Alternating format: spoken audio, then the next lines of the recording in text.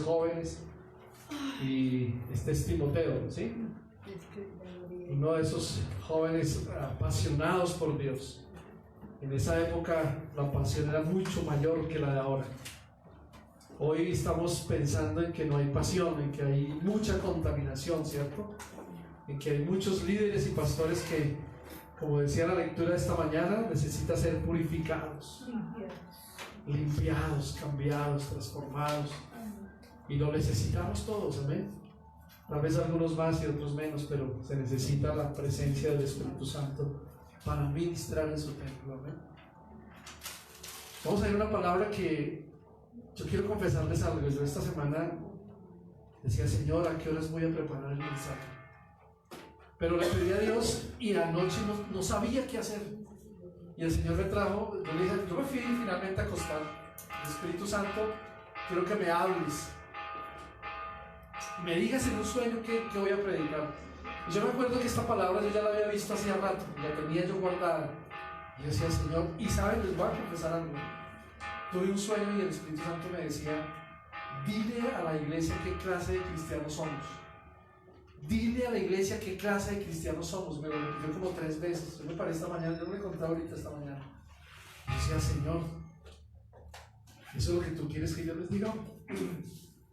¿Amén? Pero ¿saben? El Espíritu Santo también me decía, no les digas a ellos, di más bien qué tipo de cristianos somos todos nosotros, incluyéndome a mí, ¿cierto? Porque a veces es bueno que el pastor predica y la gente cree que es solo para ellos. Es para todos. Entonces traigo esta palabra esta mañana. ¿Qué tipo de cristianos somos? Y este versículo está en 2 de Timoteo capítulo 2, verso 20 y 21. Son 2 versos que tengo acá. Amén. Voy a leerlos en la Reina Valera.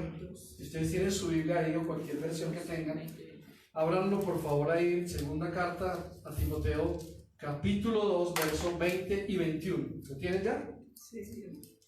Amén. Amén. Bien, dice la palabra. Así que si alguno se limpia de estas cosas, voy a leer el 20 porque me pasé el 20. Pero en una casa grande, en algunas de las versiones dicen una casa de ricos, dice, no solamente hay utensilios de oro y de plata, sino también de madera y de barro. Y unos son para usos, ¿qué? Honrosos, y otros para usos viles, o que deshonran, en otras palabras. Así que si alguno se limpia de estas cosas, será instrumento para honra, santificado, útil al Señor y dispuesto para toda buena obra. Cuando yo esta mañana estaba repasando el mensaje y la pastora, yo no sabía que yo iba a leer este pasaje, tiene mucho que ver, ¿cierto? ¿Ustedes escucharon el pasaje que ella leyó? Yo decía, Señor, tú solamente nos vas a hablar a todos, sino a nosotros los sacerdotes, ¿cierto? A los que ministramos. Porque qué responsabilidad es estar aquí delante de 1, de 10, de 20, de 1000, de 50, los que sean. Para nosotros es una gran responsabilidad predicar la palabra de Dios. Y yo diría, no podemos hacerlo de cualquier forma. Entonces yo espero que con esta palabra Dios nos bendiga esta mañana. Y bendiga a todo el que tiene sus oídos listos para oír y su corazón dispuesto para recibir. ¿De acuerdo? Pablo habla de una casa. Esa casa simboliza hoy la iglesia. ¿Sabían eso?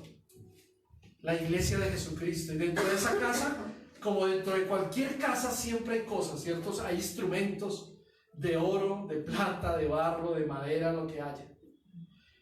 Unos dice la palabra que son instrumentos para usos buenos o viles, también dice, ¿cierto? Para usos viles o para usos honrosos, está diciendo. ¿Saben? Nosotros en la casa de Dios somos instrumentos, usted y yo. Aunque usted diga, no, pero yo no predico, no, sí, usted predica, claro. Aunque usted diga, yo no soy pastor, yo no soy líder, no, usted es líder también, usted es pastor también. Cuando usted habla a las gentes, cuando usted les enseña a alguien, usted está haciendo una labor como un instrumento en la casa de Dios, Entonces, La Biblia dice que hay instrumentos para usos viles y otros para usos honrosos, pero que todos están dentro de la casa. Y mirémonos. ¿Por qué no mira al que está al lado? Y le dices, tú eres un instrumento en esta casa. Y todos los instrumentos que están en la casa pertenecen a un dueño, ¿cierto?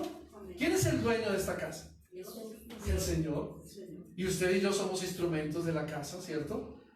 En otras palabras, quiere decir que somos propiedades del dueño de la casa, ¿cierto que sí? Y aquí estamos. Y exactamente eso es la iglesia de Cristo, es la casa de Dios. Y dentro de esta casa hay cristianos que podemos servir para ser de honra en la casa de Dios, o que podemos estar aquí para deshonra. Y usted dirá, pero en la casa de Dios, hombres y mujeres también pueden existir para deshonra. Sí, ¿saben que sí? Hay un viejo dicho en el mundo que dice que de todo hay en la viña del Señor. ¿Sí han escuchado? Que de todo hay en la viña del Señor. Y es una frase del mundo, pero que yo diría que aplica perfectamente para la iglesia de hoy. Y van a saber por qué. Toda persona que tiene a Cristo en su corazón forma parte de la iglesia, ¿cierto? ¿Cuántos aquí forman parte de la iglesia?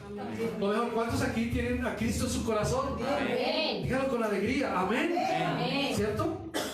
Todos los que estamos aquí formamos parte de la iglesia de Jesús. Pero no toda persona que forma parte de la iglesia local es cristiana. ¿Sabían eso? Muchos pueden estar aquí, pero pueden tener sus pensamientos lejos por allá. Y eso pasa en todas las iglesias. Hay gente que solamente va a la iglesia por simpatizar y por decir, ay, qué rico ir un domingo, como por desaburrirme de no estarme en la casa. Entonces, ¿se dan cuenta de lo que les estoy diciendo? Si ustedes y yo somos creyentes, tenemos a Cristo en el corazón y pertenecemos a la iglesia de Cristo, estamos aquí. Pero también hay otros que forman parte de la iglesia, pero no son verdaderamente cristianos. ¿Qué tipo de cristianos somos hoy en día? Yo me pregunto eso. Con tanta tecnología, con tanto avance de la ciencia, ¿qué es lo que está sucediendo en este mundo tan terrible? Algunos dicen que está patas arriba, ¿cierto? Que está al revés. Y es verdad. Tantas cosas que se ven tan terribles.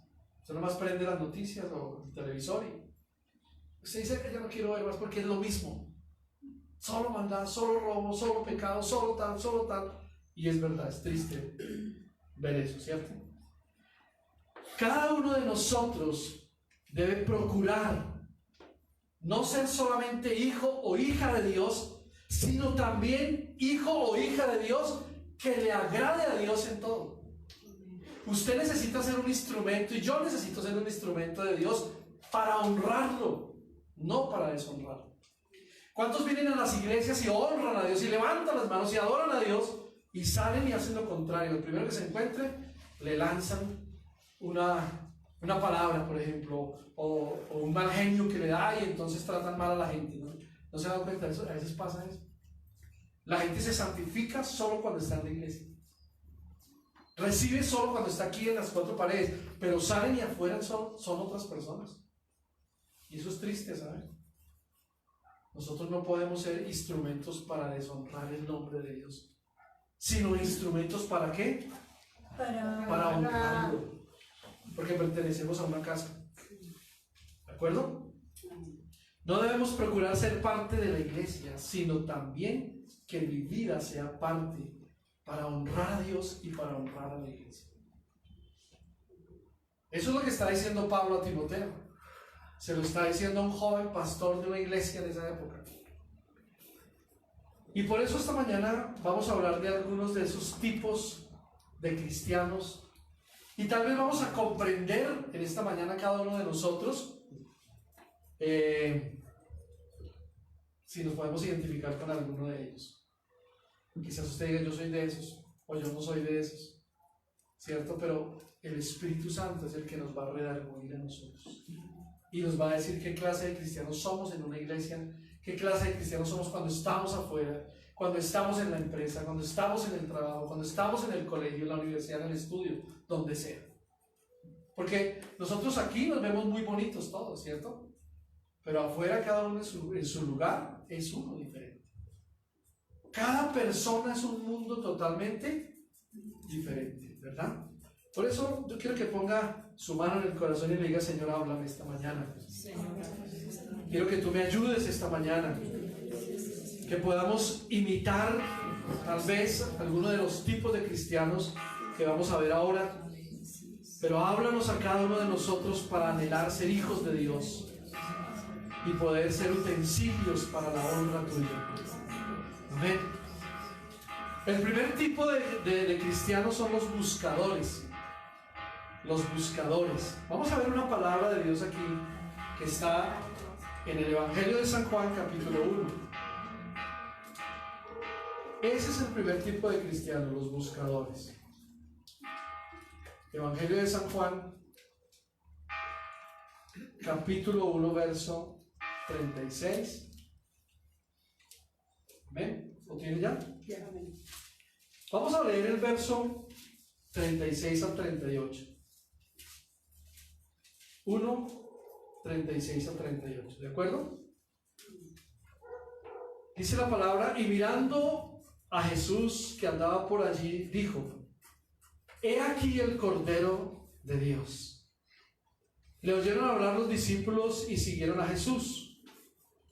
Y volviéndose Jesús y viendo que le seguían, les dijo, ¿qué les dijo? ¿Qué buscáis? Ellos le dijeron: Rabí, que traducido es maestro, ¿dónde moras? Bien, qué impactante esta pregunta. Esta pregunta de Jesús dice: ¿qué buscáis? Y yo diría: ¿cuál sería esta mañana nuestra respuesta si el Señor nos preguntara qué buscamos? ¿Qué buscáis, hijos de Dios? ¿Cuál sería la respuesta que le damos a Él? Quizás algunos dirán: no, pues buscamos tu presencia, pues buscamos adorarte, pues buscamos alabarte, porque buscamos algo, ¿cierto? Estamos buscando siempre algo. Los hijos de Dios siempre que van a un lugar van a buscar algo, ¿sabían eso? Y más cuando vienen a la iglesia. Uno diría: yo vengo a buscar a Dios para que me llene, para que su presencia esté en mí, para que Dios haga un milagro. Pero vamos a mirar qué buscan los buscadores. ¿Qué buscan los cristianos buscadores? En otras palabras, mejor, ¿cierto? ¿Qué buscan los cristianos buscadores? Vamos a mirar varias cositas, 2 o 3 de lo que ellos buscan. Buscan una iglesia que no los confronte con su estilo de vida. Y eso pasa mucho, ¿cierto? Miremos un versículo ahí mismo en Juan, que está en el capítulo 3, no tiene que pasar mucho las hojas. ¿Sí? Juan capítulo 3, verso 7. Dice el verso 7: no te maravilles de que te dije, os es necesario nacer de nuevo. ¿Cómo dice en la nueva traducción viviente? Así que no te sorprendas cuando digo, tienes que nacer de nuevo. No te sorprendas cuando te digo, tienes que nacer de nuevo. Mira, en la iglesia todos son bienvenidos a la iglesia tal como son, ¿cierto? Nosotros no podemos excluir a nadie. Tal como son pueden venir, pero es necesario tener un cambio de vida. Lo que está diciendo la palabra aquí: nacer de nuevo. Nacer de nuevo. Una iglesia que no confronte, es lo que está buscando la gente hoy en día, que no los confronte con su pecado de adulterio, que no los confronte con su amargura de su corazón, que no los confronte con los vicios, que no los confronte con la homosexualidad, ¿cierto? Eso es lo que están buscando los supuestamente cristianos buscadores. Ay, yo voy allá, pero que no me diga que es que, porque estoy acá si yo soy tal, ¿sí? O yo soy homosexual, o si yo soy no sé qué. Hoy en día la gente quiere el evangelio a su acomodo, ¿cierto? Que no los confronte con ninguna clase de pecado. Entonces, no, es que no me gusta esa iglesia porque hablan mucho de pecado. Pero si Jesús habló de pecado, ¿sí o no? Sus cartas para poder confrontar a ciertos personajes de la Biblia, a ciertas personas de la comunidad, siempre fue: arrepiéntete. ¿Cuál fue el mensaje de Jesús aquí en la tierra cuando caminó por esta tierra?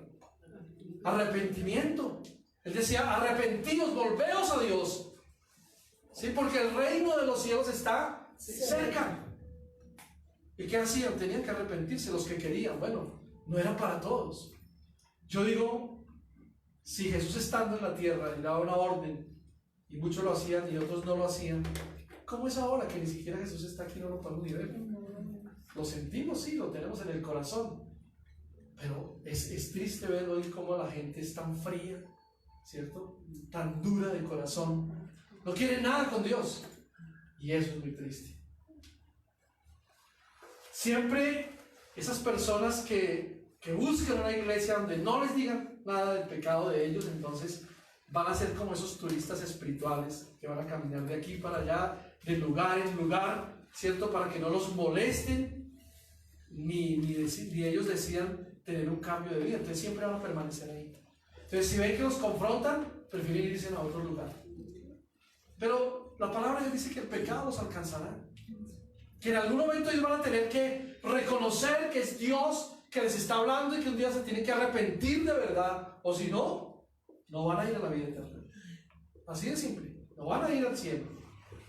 Mira, algunos van a las iglesias solamente buscando un milagro de parte del Señor. ¿Sabían eso? Hay gente que solo va a la iglesia y dice, vamos porque allá hacen milagros. Y yo tengo a mi abuelita enferma o a mi tío o a mi hijito por allá en el hospital. Entonces yo quiero que el Señor los sane. Y corren miles y miles de personas a los lugares donde se ora por sanidad. Yo digo que aquí también oramos por sanidad y deberíamos hacer porque Jesús sanó. Y no estamos negando que sí es verdad la sanidad y que Dios hace milagros hoy en día. Pero algunos solamente van por el milagro. Vamos a mirar ahí mismo en Juan, una vueltecita a la página, capítulo 6. Juan 6, versos 26 y 27. Dice la palabra, respondió Jesús y les dijo, de cierto os digo que me buscáis, no porque habéis visto las señales, sino porque comisteis el pan y os saciasteis. ¿Cierto? Y el 27 dice, trabajad, no por la comida que perece, sino por la comida que a vida eterna permanece, la cual el Hijo del Hombre os dará, porque a este señaló Dios, el Padre. ¿Qué hacían las multitudes cuando seguían a Jesús? Buscarlo por un milagro, en este caso por una comida. Las multitudes seguían a nuestro Señor porque comieron del pan. Comieron del pan. ¿Y sabe por qué? Porque Él se los daba gratis. A nosotros sí que nos gusta que todo nos salga gratis. Entonces, a usted no le gusta cuando dice, mire, esto no le vale nada. Y usted dice, muy claro. Como dicen por ahí, al gratín todo es chévere. Entonces uno quiere que le regalen todo. ¿Sabe qué está diciendo Jesús? Trabajar. Y cuando dice trabajar es porque hay que trabajar. Y dice trabajar por la comida que no va a perecer, por la que no se va a esfumar, por la que no se va a ir. El Señor está diciendo aquí, bueno, no solamente yo vine a hacer milagros y que usted venga a pedirme solamente el milagro.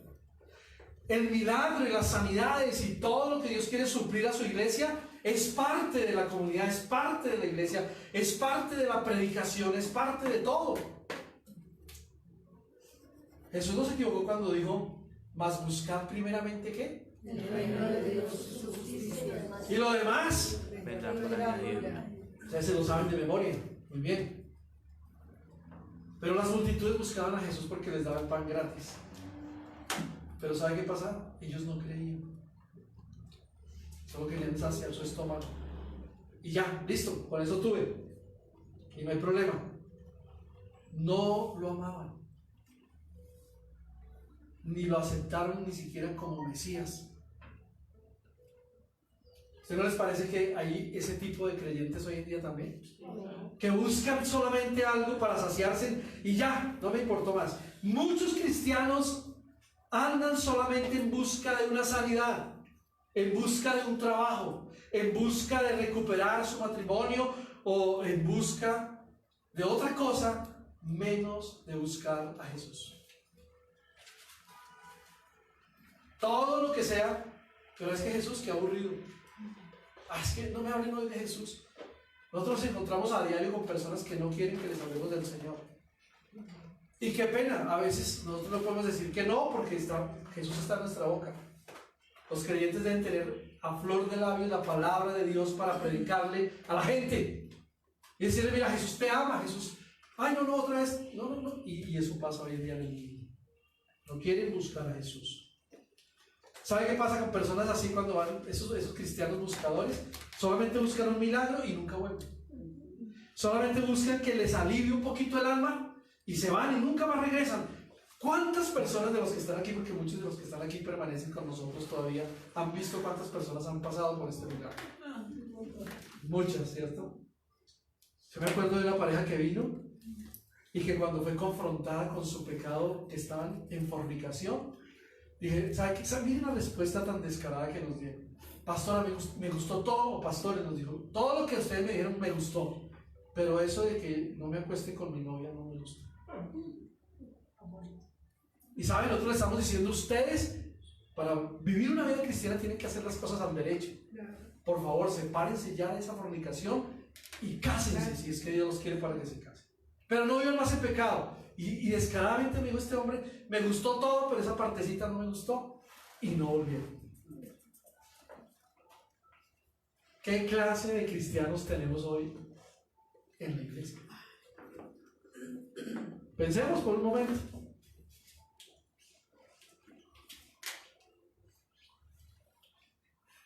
Buscan una iglesia perfecta. Uy, de eso hay muchos. Y como no la encuentran, ¿qué hacen? Salen corriendo. O van a otra y golpean de iglesia en iglesia. Exactamente. Mira lo que dice Hebreos 12:2. Eso, hasta que se apague. Amén. Y resultan apartándose. Eso es. Hebreos 12:2, por favor. En su Biblia. 12:2. La palabra de Dios dice, por tanto, voy a leer el versículo anterior que es como el contexto.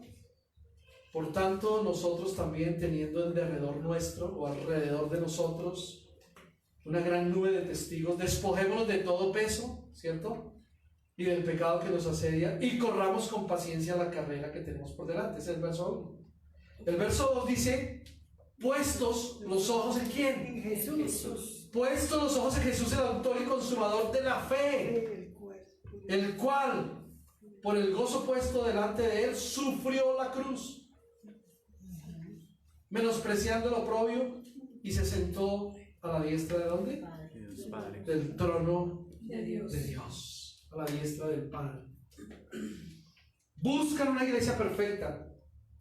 Y nunca encontraremos o encontrarán la iglesia perfecta si no ponemos nuestros ojos en Jesús, no en los hombres. A muchas personas les pasa que ponen los ojos en el pastor, en el líder, en el hermano que le atendió la puerta cuando llegó, o la persona que lo recibió, lo acomodó. Y como una vez esa persona le hizo algún agravio o lo miró mal o no lo saludó, entonces no vuelve. Somos cristianos como merengue, ¿no? ¿Se ha comido merengue alguna vez? Sí. ¿Qué pasa cuando usted se echa el merengue a la boca? Chao. Hasta ahí fue el merenguito. Y son deliciosos, pero se desaparecen. Se derrite. ¿Hay cristianos merengues en la iglesia? Uy, se esfuman. Algún día lo miraron mal, el pastor no me miró y no me saludó. Y hasta luego, chao amigo. Qué tremendo, ¿no? No hay iglesia perfecta, no hay doctrina perfecta. No hay nadie perfecto. Somos imperfectos todos los que estamos aquí en la iglesia. Amén. Y por eso venimos, para que Dios haga algo en nosotros. Y quizás hoy el Señor diga, bueno, ¿qué clase de verdad de cristiano soy yo? Voy a ir a la calle y voy a portarme diferente. Hacer algo por la gente, por mi familia, por mi casa. Algo tiene que pasar y suceder, o si no, no estamos siendo sino solamente cristianos de nombre. ¿Qué debemos hacer entonces los cristianos buscadores? Juan 6:24. Juan 6:24, otra vez vamos a leer. ¿De acuerdo? ¿Estamos todos aquí? Amén. Gloria a Dios. Juan 6, 24. Dice, ¿lo tienen? Amén. Cuando vio pues la gente que Jesús no estaba allí, ni sus discípulos, entraron en las barcas y se fueron a Capernaum buscando a quién. A Jesús. ¿Buscando a quién? A Jesús. Buscando a Jesús. ¿Qué debemos hacer entonces los cristianos? Buscar. Debemos buscar a Jesús primeramente. Debemos buscar al dador de la bendición, de los milagros, del que multiplicó los panes y los peces, a Él. No al pan y al pez, sino a Él, a Jesús. Mis hermanos, hoy Dios nos está diciendo a quién debemos buscar. ¿Se dan cuenta que el tipo de cristianos buscadores, tiene un doble sentido?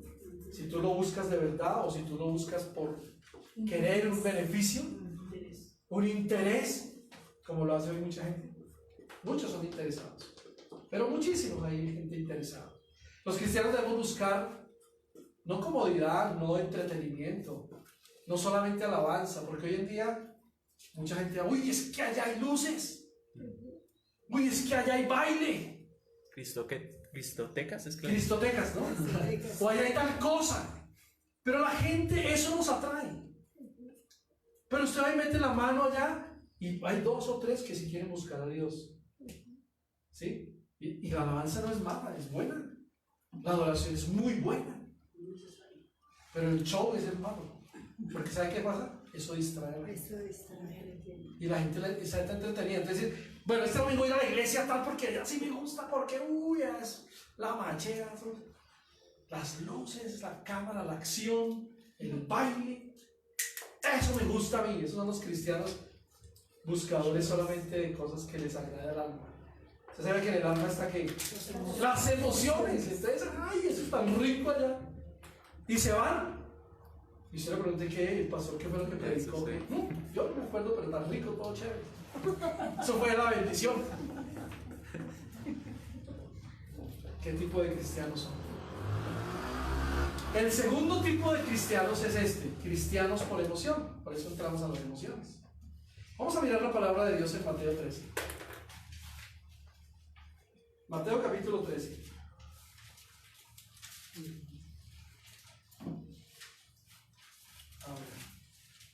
Versículo 20 y 21. La palabra de Dios dice aquí, Mateo 13, 20, y el que fue sembrado en pedregales es el que oye la palabra y al momento la recibe con gozo. Yo no sé si en alguna de las traducciones dice con emoción. Con alegría. Con alegría, exacto. Eso es lo mismo. La recibe con gozo, pero no tiene raíz, dice el verso 21. ¿Y qué pasa? Sino que dice, pero no tiene raíz en sí, sino que es de corta duración. Pues al venir la aflicción, el problema, la dificultad, la enfermedad, la tristeza, la persecución, ¿cierto? Es de corta duración. Al venir la aflicción o la persecución por causa de la palabra, luego tropieza. La emoción de haber conocido a Jesús, de haber conocido a Cristo, de haber vuelto a sus caminos, nos hace sentir bien, ¿cierto? A muchos que se han retirado y vuelven al Señor, ¡ah, qué bendición otra vez! Y se emocionan por servir al Señor. Pero no es solamente emocionarnos por servir a Dios o por ser un cristiano emocionalista, sino es de sentar firmeza y decir, ahora sí, no voy a volver atrás nunca, ¿cierto? Ni un paso para atrás. Voy a amar a Dios, voy a servir a Jesús, voy a ser verdaderamente un discípulo como Él quiere que yo sea, un verdadero hijo o una hija de Dios. Porque muchos hay por emoción en las iglesias. ¿Se no se ha dado cuenta que algunos son todos espirituales y adoran a Dios y el que está al lado salta y alaba a Dios y grita y usted dice, uy, ay, es que no, mejor voy para otro lado porque es que este no me deja ni concentrarme? Y hay cristianos emocionalistas así, muchos. Pero que se afirmen o que tengan de verdad un corazón dispuesto para servir a Dios, para amar a Dios, muy pocos. Los cristianos deben, y escuchen bien esta frase, seguir a Cristo por convicción, no por emoción. Usted y yo debemos seguir a Cristo, ¿por qué? Convicción. Porque estamos convencidos de que Él nos salvó, nos liberó, nos perdonó, nos sacó de ese pasado, de ese mundo terrible, de esa caída, de lo que fuere, y nos puso de nuevo a vivir para Él. Pero no es porque, ay, tan lindo, ay, tan hermoso, y me emociono por lo que Él hace. No, es por convicción que usted y yo somos ¿qué? Creyentes, cristianos, bendecidos por Él. Amén. Amén. Cuando lo hacemos por emoción, va a pasar lo que dice esta parábola. Viene en un momento dado los problemas, la persecución, la aflicción, la enfermedad, y nos desanimamos y no volvemos. Y eso pasa, ¿cierto? Hasta ahí fue el cristiano. Un cristiano debe seguir a Cristo, o si no, no debe llamarse cristiano. Los seguidores de Cristo son cristianos. Entonces un cristiano debe seguir a Cristo no por lo que tenga en su alma, en sus emociones, de lo que va a recibir, de lo que, uy, qué rico, no, sino por lo que ya recibió, por lo que Él ya hizo por usted y por mí. Si quieren, miremos un momento ahí Romanos 12:1 y verán. ¿Saben qué hemos recibido de Él? Su misericordia. Amén. Y dice la palabra que la misericordia de Dios es más grande que los cielos, que la tierra, que el mar, que no alcanza ni al occidente ni al oriente, porque es mucho más allá esa misericordia. Y esa misericordia es la que hemos recibido de parte de Cristo Jesús. ¿Sabían que usted y yo estamos aquí por la misericordia de Dios? Amén. O si no, aquí no estaríamos. Quizás estaríamos en el parque, en la ciclovía, ¿sí? O trabajando, o haciendo otra labor, paseando. Usted y yo estamos porque Dios nos permitió vivir hoy un día más. La misericordia de Dios hizo que respiráramos esta mañana cuando abrimos los ojos. Ay, gracias, Señor. ¿Usted le da gracias cuando usted abre los ojos? Amén. Y que usted diga, no me quedé en ese sueño. No me fui para la eternidad en ese sueño, Señor. Uy, gracias. Romanos 12:1, ¿qué dice? Así que, hermanos, os ruego por la misericordia de Dios que presentéis vuestros cuerpos en sacrificio vivo, santo, agradable a Dios, que es vuestro culto racional. Déjamelo en otra versión, por favor. ¿Quién tiene? Por lo tanto, amados hermanos, les ruego que entreguen su cuerpo a Dios por todo lo que Él ha hecho a favor de ustedes. Todo lo que Él ha hecho a Que favor. sea un sacrificio vivo y santo, la clase de sacrificio que a Él le agrada. Esa es la verdadera forma de adorarlo. Amén. ¿Cómo dice ahí? Por eso, hermanos míos, ya que Dios es tan bueno con ustedes, les ruego que dediquen su vida a servirle y hacer lo que a Él le agrada. Así es como se le debe adorar. Así es como se debe. Mira lo que dice. Por las misericordias. Dice, os ruego por las misericordias de Dios, que usted y yo vengamos a la reunión, nos presentemos como personas vivas, santas, agradables a Dios, instrumentos no para mal, instrumentos no para lo vil, sino para la honra de Dios, ¿cierto? Amén. Que es nuestro culto racional, nuestra bendición. Usted y yo recibimos de parte de Dios la misericordia de Dios. ¿Saben? A veces nos conformamos con la misericordia de Dios y no hacemos nada más. Eso es lo que yo veo. A veces la iglesia entra en tiempos de quietud. ¿Usted no se ha dado cuenta? Entra en tiempos de que a veces son emocionales, vamos a predicar y a evangelizar y traemos gente. Y lo hacemos. Y otras veces nos dormimos. Y estamos en un periodo así en este momento en la iglesia. Dormidos. ¿Cuánto hace que no viene una persona nueva? ¿Cuánto hace que no le predicamos al vecino, al amigo, al compañero, a la persona que necesita de Jesús? Uy, pastor, hace tiempo, yo desde el año pasado no predico. Dios nos va a llamar un día a cuentas, hermanos, y va a decir, mira, ya en Veraca, Bogotá, había 2, 4, 5 sillas desocupadas, ¿qué pasó con ellos? ¿O dónde están los que no vinieron hoy, por ejemplo? O quizás era uno de esos que usted debe haberle predicado y usted estaría ahí mirándolo, mira, ahí está atento y ya va a recibir al Señor hoy. ¡Qué emoción! Necesitamos pellizcarnos, despertarnos, mis hermanos, por favor. Dios va a hacer algo, claro, pero Él quiere que también nos movamos y pongamos nuestra fe, como dije hace 8 días, en acción. Nuestra fe en acción. Bien, vamos al tercer tipo de cristianos, son los sembradores, cristianos sembradores. Estos son los tipos de cristianos, pero usted no debería perderse el próximo capítulo, ¿saben? Que es el próximo domingo, que es otra prédica parecida, que se llama La clase de cristianos que hay. Es buenísimo. Y yo sé que Dios nos va a seguir hablando en eso. Pero el tercer tipo de cristianos son los sembradores. Proverbios 6:19. Y antes de ir a esa palabra, ¿qué estás sembrando? Si te llamas a ser cristiano, ¿qué es lo que siembras? Vamos a pensar un poco en eso, ¿de acuerdo? Y miremos un momento entonces, ahora sí, Proverbios 6.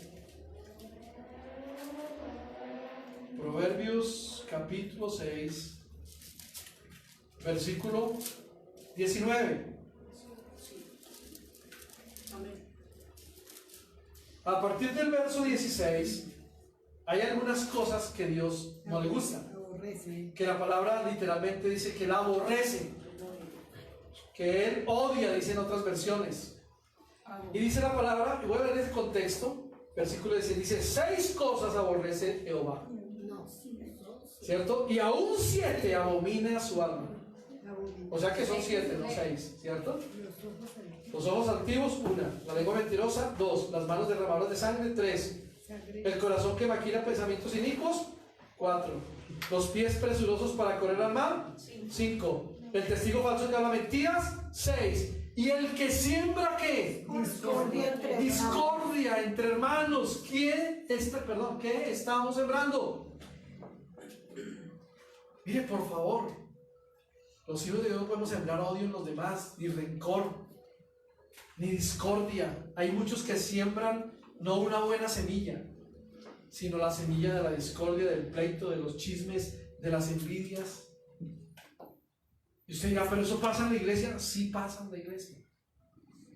Pasa en gente como usted y yo, creyentes que están aquí. Mire, alguien puede sembrar un odio sin darse cuenta de la otra persona también, ¿o no? No sin darse cuenta, dándose cuenta también. Sí, claro. ¿Sí o no? Entre los mismos hermanos. Entonces por eso sale el hermano diciendo: uy, ese hermano lo que me dijo, o esa hermana, y se va. Bravo, mal geniado. Y esta es una de las cosas que Dios aborrece, que en su corazón Dios odia, aparte de las anteriores que leímos, ¿no? Ojos altivos, orgullosos, ¿sí? Pero la última está diciendo: el que siembra discordia, división, pleitos, envidias, todo lo que dije ahora, ¿cierto? Chismes, envidias, ¿a quién? ¿Entre quién, mejor dicho? Una familia. Entre ellos. En una familia, dice acá. Y ahí dice, vean, peor, ahí sí cogió a todo el mundo. Una familia. No nos damos cuenta que nuestra iglesia tiene instrumentos para bien, instrumentos para mal. Es más, en la Biblia, en Santiago capítulo 3, dice que tampoco nos damos cuenta qué clase de lengua tenemos.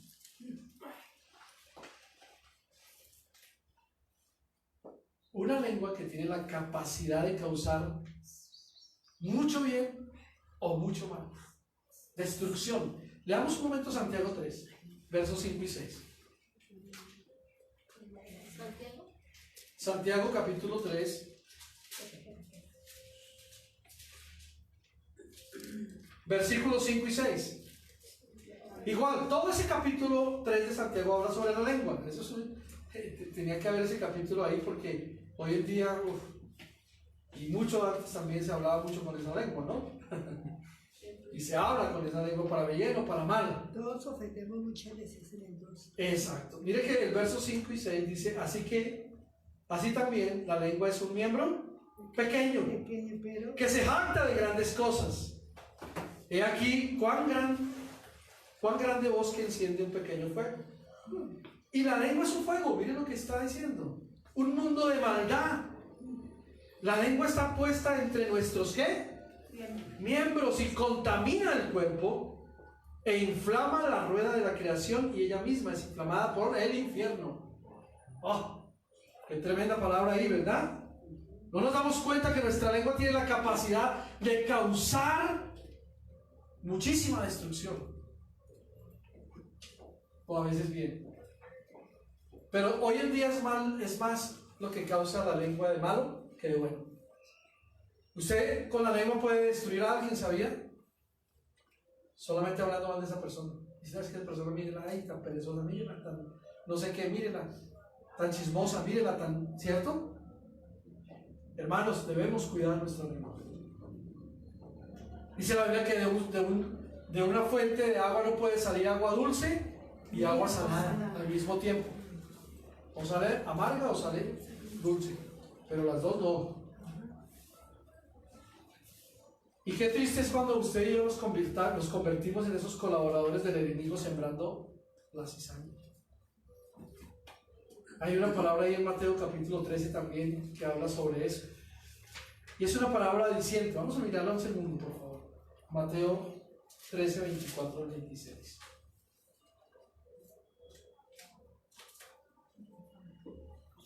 Mateo capítulo 13, 24 al 26. ¿Lo tienen? Esa es la famosa parábola del trigo y la cizaña. Y la Biblia dice aquí que les refirió otra parábola diciendo: el reino de los cielos es semejante a un hombre que sembró ¿qué? ¿Que sembró qué? ¿Sí lo tienen o no? Que sembró buena semilla en su campo. Ah, bueno, sí tiene la misma versión mía, que bueno. Dice que sembró buena semilla en su campo. Pero mientras dormían los hombres, vino su enemigo y sembró cizaña entre el trigo y se fue. Y cuando salió la hierba y dio fruto, entonces apareció también ¿qué? La cizaña. La cizaña. Hay muchos que están sembrando cosas buenas, pero que cuando se descuidan, el enemigo viene y siembra hierba mala. Hay un viejo dicho que dice: hierba mala nunca muere. Y cuando la hierba mala o la cizaña crece junto con el trigo, no se puede cortar, ¿sabían eso? Tienen que dejarla crecer al mismo tiempo, porque si van a cortar la cizaña o la hierba mala, pueden cortar la buena, el trigo, y se daña y se pierde. Miren cómo es tan terrible la cizaña o la mala hierba, que se entremete entre el trigo para no dejarse cortar la parte y dejar crecer solo el trigo. Entonces, si ve, así es lo mismo. Si en la iglesia hay personas cizañosas, pues no las podemos cortar, porque si no cortamos al bueno que está al lado, ¿cierto? Entonces a veces nos toca dejarlos crecer juntos, ¿sí? Hasta que llegue el tiempo en que viene la siega, como dice la palabra. Y se aparta la cizaña a un lado y el trigo a otro, que es el bueno, ¿cierto? ¿Y qué se hace con la cizaña? Se echa fuera. Y la Biblia dice que hay cizaña de duda también. Vamos a mirar un ejemplo en la Biblia, 1 Samuel 17, 33. La cizaña de la duda. Y también está la cizaña del desánimo. 1 Samuel 17, 33 es un pasaje que habla sobre David y Goliat, ¿se acuerdan? Y es cuando el rey Saúl mira al pobre David y le dice: ah, qué pena con usted, pero usted va a pelear contra ese gigante. ¿Sabe qué estaba haciendo el rey Saúl? Sembrándole duda en el corazón, diciéndole: usted, Davidcito tan chiquito, usted ni siquiera ha sido un guerrero toda la vida, entonces usted no tiene ni ganas, ni tiene cómo vencer a este que ha sido toda la vida un guerrero, y mire lo gigantón que es. ¿Qué estaba haciendo el rey Saúl en el corazón de David? Sembrándole una cizaña de duda. Usted no va a poder, usted no puede. ¿Usted no se da cuenta que así hay personas en la iglesia? Ay, no, usted no puede leer, ni lea porque usted queda mal, ni lea porque usted se equivoca, no tiene puntuación, y se van a burlar y se van a reír de usted. Y usted comienza creyendo, se le dice: ay, sí, no, yo mejor no hago el oso. y usted empieza a dudar de su capacidad de poder hacerlo. Sí, exacto. Esa es la cizaña de la duda. ¿Sí encontraron el versículo? Sí. A ver, léanmelo por ahí algunos de esos versos. Pero Saúl le dijo, no vas a poder matarlo. Ah. Tú eres todavía muy jovencito. ¿Se dan Él cuenta? ha sido guerrero toda su vida. Usted es un muchachito. Vaya, mate ovejitas, por ahí hay corderos. Pero lo que no sabía era que él había matado leones y osos, que son más grandes y más fuertes y peligrosos. Miren, mis hermanos, ustedes y yo somos instrumentos de Dios en esta casa y Dios nos ha dado mucha bendición. Amén. Amén. Y somos guerreros Amén. poderosos para derribar las fortalezas del enemigo, las huestes de maldad. Ustedes y yo somos instrumentos para honra, no para deshonra. ¿De acuerdo? Amén. Gloria a Dios por eso, amén. Sí. Así que hemos visto cuántos tipos de cristianos. 3. 3. ¿El número 1 es cuál? Los buscadores. Los cristianos buscadores. El número 2, los que son por emoción. El número 3, los que siembran. ¿Qué clase de semilla vamos a sembrar? Lo único que miramos al final y lo positivo es que sembremos buenas cosas en los demás, en la gente, ¿de acuerdo? La ley de la siembra y la cosecha es una. Lo que usted siembra, eso cosecha. Si usted siembra odio, va a recibir odio. Si siembra maldad, la maldad se la van a hacer. Pero si usted siembra buenas cosas, va a recibir bendición. Usted, oiga, yo no me acordaba que yo sembré y mire lo que me ha llegado. ¿Cierto? ¡Qué bendición tener esto! Ese es Dios. Porque Él sabe con qué capacidad nosotros podemos sembrar y con qué capacidad podemos recoger la bendición. Amén. Y vamos a ir a la cuarta. El cuarto tipo de cristiano y último por hoy es los hacedores de la palabra. Cristianos hacedores de qué? De la De palabra. la De la palabra. Amén. Ahí estamos todos, gloria a Dios, aleluya. Y gritamos y brincamos. Somos los hacedores de la palabra. Vamos a mirar si es verdad. ¿Cierto? Metemos la mano a ver si salen todos o salen unos cuantos. O no sale nada. Ay, ¿dónde están los cristianos que hacen la palabra? No encontré a ninguno. ¿Se acuerdan cuando Jesús tenía hambre? Y pasó por ahí y vio una higuera y dijo, uy, tan bonita, tan llena de hojas. Y fue y metió la mano y no había nada. No había fruto. Hoy hay cristianos así, aparentones, por decirlo así. ¿Cierto? Que son verdecitos y frondosos y no tienen ningún fruto por dentro. Y la Biblia dice que por sus frutos Los los conoceréis. conoceréis. Amén. Cuarto tipo, entonces, cristianos hacedores de la palabra. Miremos Mateo 7. Vamos al Evangelio otra vez de Mateo, por favor. Capítulo 7, verso 24 y 25.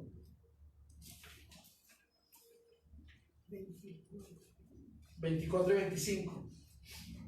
Cualquiera pues que me oye estas palabras y las hace, o sea, es un hacedor de la palabra, lo compararé a un hombre prudente que edificó una casa donde Sobre la roca. sobre la roca. ¿Quién es la roca? Jesús. Jesucristo, amén.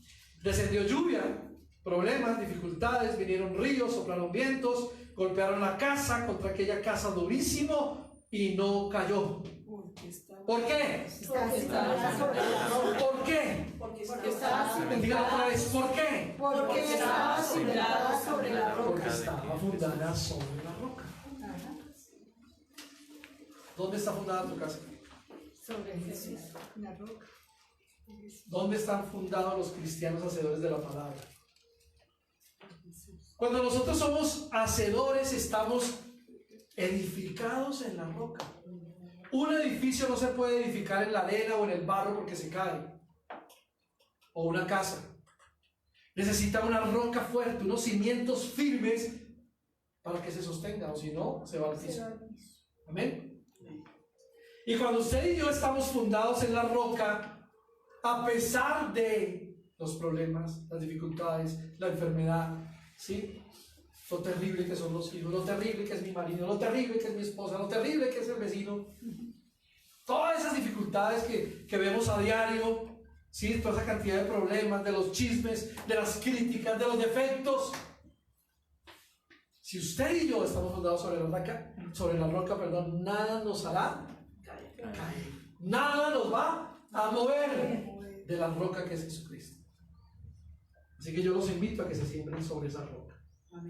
Yo los invito esta mañana a que pensemos por un momento qué tipo de cristianos somos, en cuál estamos militando, o será que tenemos de todos un poquito. Podría ser también, ¿no? Pero si usted y yo somos conscientes esta mañana, le decimos: Señor, quizás yo soy tan emocionalista que, ay, sí, me alegra, y después ya, ay, me desanimo, ay, el problema, ay, la enfermedad, el dolor de cabeza otra vez. Pero si ya oramos por ese dolor, Dios la sanó, Dios lo sanó. Tenga fe. Sí, pero ya otra vez.